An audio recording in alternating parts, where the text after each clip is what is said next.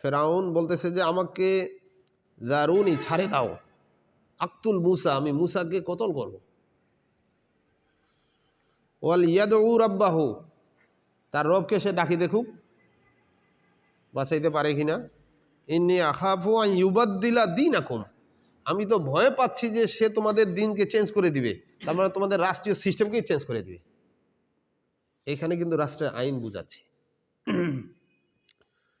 দেখবেন যে এই দল যদি ইসলামী দল ক্ষমতায় আসে, এরা তো চেঞ্জ করে দিবে, মেয়েদেরকে ঘর থেকে বাইরে হইতে দিবে না। এরা তো মানে অন্যান্য এদেরকে দেশ ছাড়া করবে, এইরকম আছে না। জাস্ট ফেরাউন ওই ভয়টাই করতেছে যে মুসা একে মারে ফেলবো, আমি যদি না মেরে ফেলাই তাহলে এ তো ইন্নী আখাফু আন ইউবাদ্দিলা দীনাকুম, সে তোমাদের দিনকে, আইনকে চেঞ্জ করে ফেলাবে, কমপ্লিটলি ইয়া করে ফেলবে। অথবা আও আও আই ইউজহিরা ফিল আরদি ফাসাদা, অথবা এরা ফাসাদ সৃষ্টি করবে, দেশে বিশৃঙ্খলা সৃষ্টি করবে, একটা ঝামেলা হয়ে যাবে, এই আইন চলবে না এখন, ইসলামী আইন। মানে ওই ইয়েটা বলতেছে। তাহলে এইখানে সূরা মুমিনের ২৬ নম্বর আয়াতে এই দিন বলতে রাষ্ট্রীয় আইন বোঝানো হয় বা সমাজ ব্যবস্থাকে বোঝানো হয়েছে। এরপরে আপনারা জানেন যে ইউসুফ আলাইসাল্লাম এবং তার ভাই বিনিয়ামিনের যে ঘটনা, সূরা ইউসুফের ৭৬ নম্বর আয়াতে আল্লাহ বলছেন যে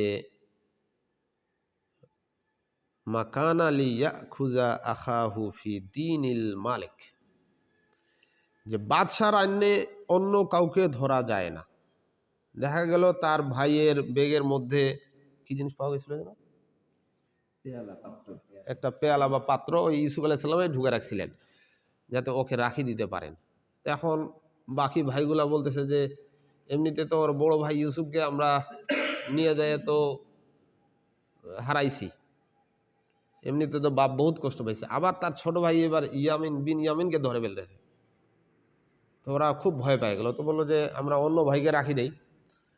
তখন ইউসুফ আলাইসাল্লাম বলতেছেন যে না, এই দেশের আইনে যে চুরি করছে শুধু তাকেই ধরতে হবে, চুরি করছে একজন ধরবো আরেকজন, এটা হবে না। হ্যাঁ, তো এই ক্ষেত্রে এইখানে শব্দটা এসেছে দীনিল মালিক, মানে এই মুলকিয়াতের আইন, বা এই দেশের আইনে দোষীর বদলে অন্য কাউকে ধরা যায় না। এই শব্দটা এখানে এসেছে যে আইন অর্থে, দেশীয় আইন অর্থে বা সমাজ ব্যবস্থা অর্থে। এরপরে আল্লাহ তাআলা সূরা আন-নূরের ২ নম্বর আয়াতে বলছেন যে যখন বেবিচারী পুরুষ এবং বেবিচারী নারীকে, অবিবাহিত বেবিচারী পুরুষ এবং নারীকে ১০০টা বাড়ি দিতে বলা হয়েছে, তখন যাতে এই আল্লাহর আইনে, এই আইনের ব্যাপারে তোমাদের যাতে দয়া না হয়, সে কথাটা আল্লাহ বলছেন ওয়ালা তাখুজকুম বিহিমা রাফাতুন ফি দীনিল্লাহ, যে যদি ইন কুনতুম তুমিনুন, যদি তোমরা মুমিন হও তাহলে এই জিনার শাস্তি দেওয়ার সময় আল্লাহর আইনের ব্যাপারে তোমাদের মনে তাদের প্রতি যেন দয়া না জাগে। যখন হদ জারি করতে হবে তখন কোষে বাড়ি দিতে হবে। অনেকে কিন্তু ১০০টা বাড়ি দিতে পারে হালকা হালকা হালকা হালকা করে, বলতেছে না, ওই সময় যাতে দয়া না হয়, প্রকাশ্যে দিতে হবে যাতে করে একদল মুমিন ওখানে উপস্থিত থাকে, আর এই ব্যাপারে যাতে দয়ার উদ্রেক না হয়, আল্লাহর আইন কার্যকরের ব্যাপারে যাতে দয়ার উদ্রেক না হয়।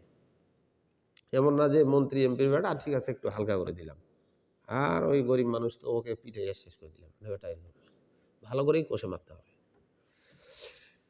কয়টি আয়াতে দিন শব্দের যে কয় প্রকার অর্থ পাওয়া যায় তাতে মৌলিকভাবে আনুগত্যের উপরেই বেশি গুরুত্ব বেশি বলে মনে হয়। একটি আয়াতে দিন শব্দটিকে ক্রিয়াবাচক অর্থে ব্যবহার করে আনুগত্যের অর্থকে আরো স্পষ্ট করে দিয়েছে, অর্থাৎ রাষ্ট্রীয় আনুগত্য, রাষ্ট্রীয় আইন। হ্যাঁ, এটা আরেকটা সূরা তাওবার ২৯ নম্বর আয়াতে আল্লাহ তাআলা বলছেন কাতিলুল লাযিনা লা ইউমিনুনা বিল্লাহি ওয়ালা বিল ইয়াউমিল আখির ওয়ালা ইউহাররিমুনা মা হারামাল্লাহু ওয়া রাসূলুহু ওয়ালা ইয়াদিনুনা দীনাল হক। এই যে ওয়ালা ইয়াদিনুনা দীনাল হক, আল্লাহর দ্বীনের আনুগত্য করে না যারা, তোমরা তাদের সাথে যুদ্ধ করো যারা আল্লাহ ও আখেরাতের দিনের প্রতি ঈমান আনে না এবং আল্লাহ যেটা হারাম করেছেন তাকে হারাম মনে করে না। জেনা হারাম মনে করতেছে না, সুদ হারাম মনে করতেছে না, যারা মদ হারাম মনে করতেছে না। আল্লাহ বলছেন তোমরা তাদের সাথে যুদ্ধ করো এবং আল্লাহর দিনের আনুগত্য যারা করে না, ওয়ালা ইয়াদিনুনা দীনাল হক। এখানে দিন শব্দটা বলা হচ্ছে ভার্ব এর অর্থে চলে এসেছে। তাহলে দিন শব্দের ব্যাখ্যা প্রসঙ্গে কোরআন পাকের এই যে কয়েকটা আয়াত পরিষ্কার হচ্ছে যে আল্লাহ পাক দুনিয়ার জীবনে মানুষকে সঠিক জীবন যাপনের জন্য যে বিধান ও পদ্ধতির নবীর মাধ্যমে পাঠিয়েছেন তার মূল কথাই হলো আল্লাহর আনুগত্য। তো এই বেশিরভাগ হচ্ছে আল্লাহর আনুগত্যের সিস্টেম, এবং এই আনুগত্যের সিস্টেমটা রাষ্ট্রীয়ভাবে হতে পারে, সামাজিকভাবে হতে পারে, ব্যক্তিগত হবে, সবগুলো কিন্তু এর অর্থেই ব্যবহার হচ্ছে।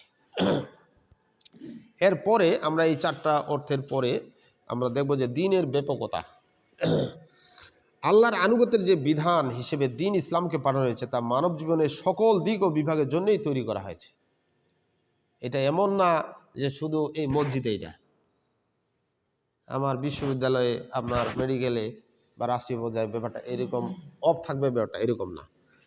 তা মানব জীবনের সকল দিক ও বিভাগের জন্যই তৈরি করা হয়েছে।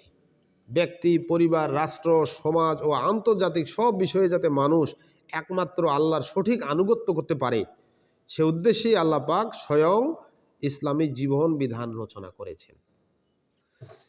সব দেশ, সব কাল, সব জাতির উপযোগী জীবন বিধান রচনার ক্ষমতা আল্লাহ ছাড়া আর কারো হতেই পারে না। এটা কিভাবে হবে?